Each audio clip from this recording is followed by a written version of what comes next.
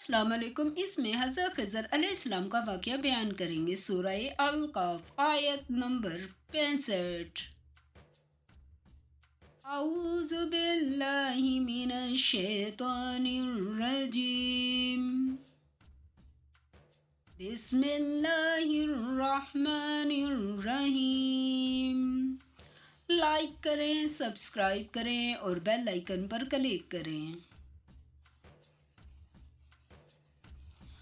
وہاں انہوں نے ہمارے بندوں میں سے ایک بندہ دیکھا جس کو ہم نے اپنے ہاں سے رحمت یعنی نبوت یا نعمت و ولایت دی تھی اور اپنے پاس سے علم بخشا تھا۔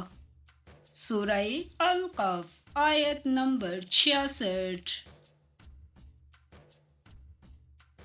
موسیٰ علیہ السلام نے ان سے، جس کا نام خضر تھا، کہا کہ خدا کی طرف سے آپ کو سکھایا گیا ہے، آپ اس میں سے مجھے کچھ بھلائی کی باتیں سکھائیں تو میں آپ کے ساتھ رہوں۔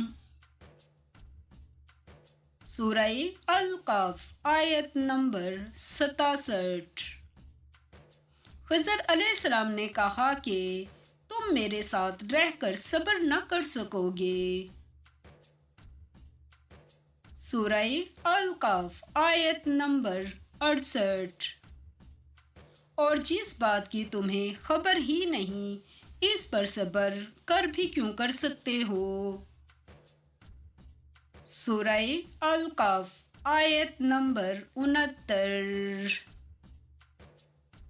موسیٰ علیہ السلام نے کہا، خدا نے چاہا تو آپ مجھے صابر پائیں گے اور میں آپ کے ارشاد کے خلاف نہیں کروں گا۔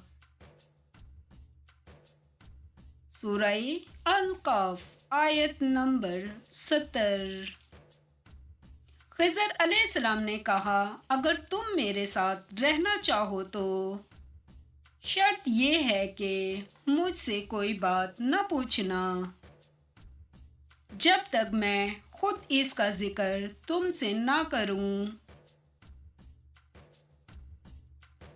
سورہ القاف آیت نمبر 71۔ تو دونوں چل پڑے یہاں تک کہ جب کشتی میں سوار ہوئے تو خضر علیہ السلام نے کشتی کو پار ڈالا۔ موسیٰ علیہ السلام نے کہا، کیا آپ نے اس کو اس لیے پھاڑا ہے کہ سواروں کو غرق کر دے؟ یہ تو آپ نے بڑی عجیب بات کی۔ سورہ القاف آیت نمبر 72۔ خضر علیہ السلام نے کہا کہ کیا میں نے نہیں کہا تھا کہ تم میرے ساتھ صبر نہیں کر سکو گے؟